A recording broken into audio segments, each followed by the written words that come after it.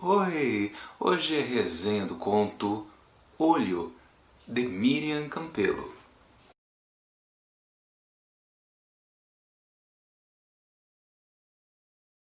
Um homem inicia um pequeno relato no papel, uma espécie de diário. Ele é um professor de botânica e mora atualmente na casa dos seus pais e junto com a sua única irmã. O que ele descreve ali, em poucas palavras, e meio sem jeito de dizê-las, se refere a um pouco da sua angústia que vive no último mês. Isto por causa de certas cartas que andam chegando ali endereçadas a ele e que ele procura esconder da irmã. O teor dessas cartas, bom, eu não vou dizer, porque senão estraga a experiência de quem ainda pretende ler este conto. Olho, de Miriam Campelo, foi publicado em 1998 e essa autora nacional guarda algumas semelhanças com outro autor que já vimos aqui nesta semana, o Rubens Figueiredo. Assim como ele, ela começou a publicar um pouco tardiamente e entre uma obra e outra acabam se passando algumas décadas. E a maior coincidência, acho que entre os dois, é que também ela é uma tradutora, onde, por exemplo, ela traduziu Alexandre Dumas, Virginia Woolf ou então Stephen King.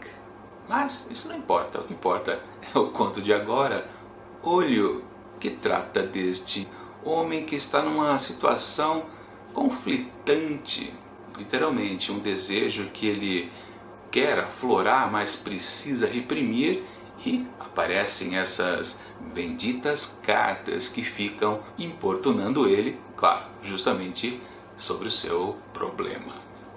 Falando em cartas, esse texto aqui lembra um outro conto que já vimos também algumas semanas atrás, Obscenidades para uma Dona de Casa, do Inácio Loyola Brandão.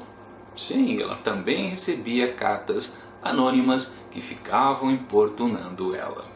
Mas eu também não vou dizer o quanto uma coisa é semelhante à outra. Esse texto aqui da autora certamente trata da opressão, esta angústia vivida pelo protagonista narrador da história. Tanto que o título, Olho, se trata disso. O olho, na verdade, é quem envia essas cartas. Ele, que é um botânico, vive observando a natureza, né? Está sendo observado. Isto incomoda muito. Ele está do lado oposto do que ele está sempre acostumado. Minha avaliação do texto, logo que eu comecei a ler este conto, já deu para perceber que se tratava de literatura erótica, ou também de literatura erótica, porque logo no primeiro parágrafo, na primeira oração, segunda oração, já tem uma manifestação clara sobre isso. Aliás, o próprio protagonista ali daquele relato esclarece que ele, quando coloca esses termos claros, ele se confessa que não entende muito da língua portuguesa. Na verdade, ele entende de botânica.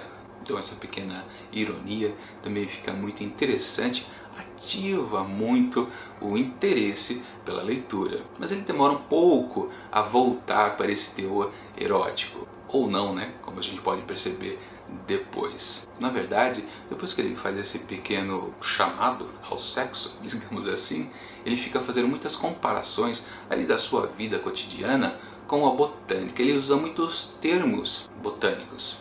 Na verdade, o nome das plantas naquela formação em latim que a gente conhece, né? Às vezes soa até um pouquinho chato, meio forçado, mas aos poucos vai se integrando ao texto e, como eu disse, funciona lá para frente. E vale dizer uma coisa interessante, aqui temos uma autora, uma mulher, escrevendo sobre um homem que relata o sexo.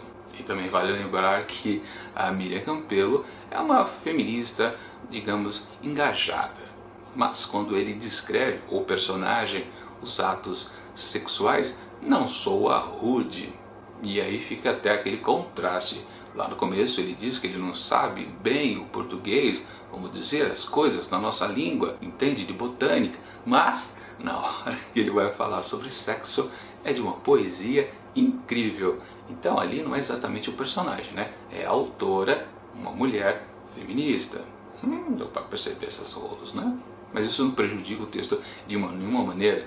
A qualidade da parte erótica é excelente.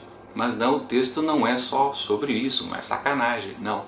Como toda boa literatura erótica, ele se trata da existência humana, aquela angústia de viver. Somente lá naquele erotismo de boutique ou porno chique, que o sexo é colocado mais para encher linguiça ou ficar tentando agradar o leitor. Não, na boa literatura erótica faz muito sentido os atos sexuais. Eles também são importantes para demonstrar, na verdade, a angústia dos personagens. Sexo representa angústia na literatura erótica. E é o que acontece também aqui nesse conto da Miriam Campelo. Não dá para vocês talvez perceberem direito isso, a noção, porque eu não posso dizer detalhes, porque senão vira um grande spoiler. Certamente ia estragar um pouco a experiência. Em muitas resenhas vale a pena a gente dizer pouco para ficar muito na hora da leitura. É o caso aqui com certeza desse texto. Falando em texto, uma coisa curiosa, eu disse logo na abertura que o título do conto é Olho, mas a gente também pode dizer que não é o substantivo, mas talvez o verbo, é óleo. Sim, porque uma das grandes questões ali expostas pelo protagonista narrador é o que ele observa num parque, quando ele está ali apreciando a natureza e também apreciando uma coisa mais humana, que eu também não vou dizer. Então certamente o título do conto é Óleo, porque ele fica observando. Aliás, um botânico é um grande observador da natureza, assim como os escritores que ele diz não saber dominar através da língua portuguesa.